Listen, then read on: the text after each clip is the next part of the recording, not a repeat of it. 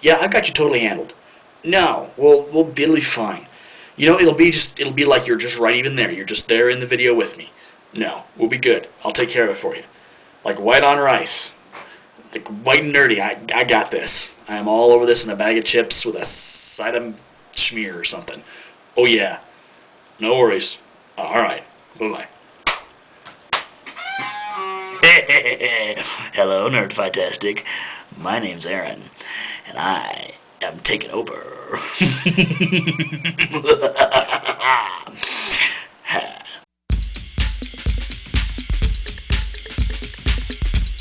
Alright, I'm not going to make this too terribly extensive and too terribly exciting, but I'm just going to say, hello, Nerdfightastic.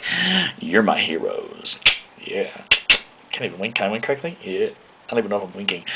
And now that we're past the inappropriate and awkward phase, hi, I'm from Five Awesome People, a smaller little YouTube channel that is kind of in the backwaters of Nerdfighteria. We don't really talk about it, but it's there, and I'm here now, helping out Casey, whose computer has apparently transformed into Skynet, Robocop, Transformers, Terminator, the whole nine, and it is now basically resisting the will of her force powers.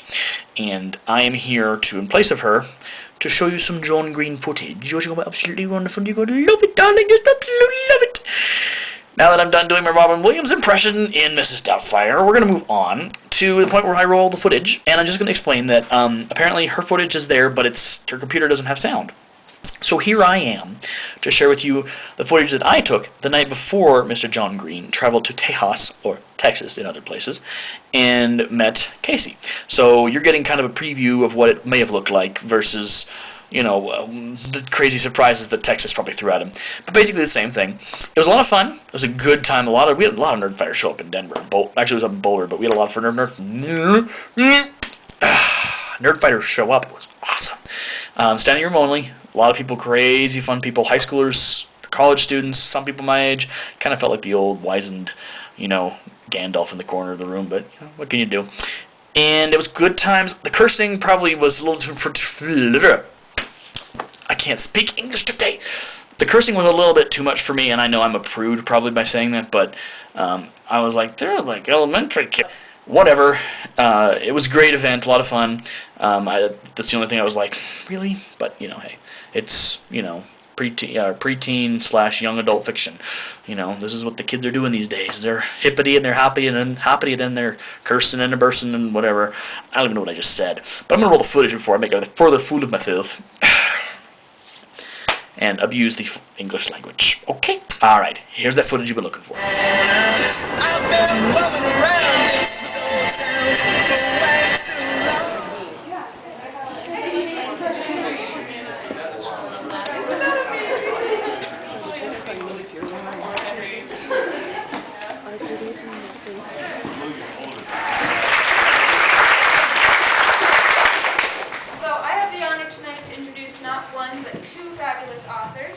John Green is rally around them with the battle cry DFTBA. Good morning, it's Monday! Thank you very much. And that will tell us to speak more loudly. Louder? Louder. That too. Actually, I need you to come because we have to get our membership numbers up. Our school funding is partly decided by meeting attendance. Why do you need money from the school? You've got your own house. We need money so that we can stage our production of Tiny Dancer. Oh my sweet holy God. What?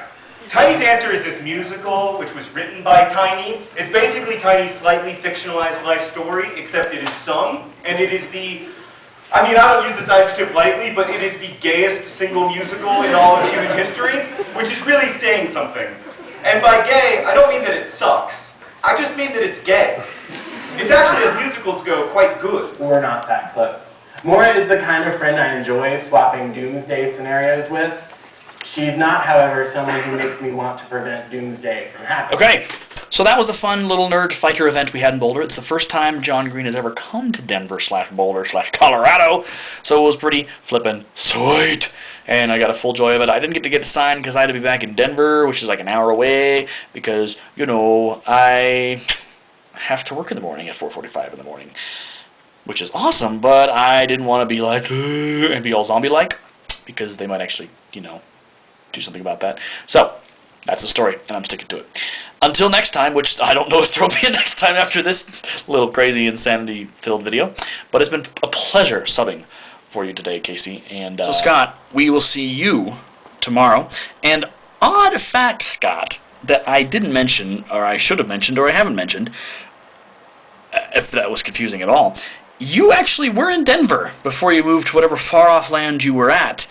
And I only discovered this, like, right before you were about to move on Nerdfightastic. I was like, no, Scott, you're kind of a cool dude. You're a nerd fighter, and now you've moved away. So, thanks, Scott, for destroying my heart.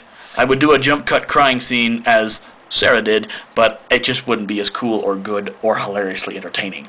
So, I'm going to take my exciting nerd fighter self and say farewell, best wishes, and DFTBA.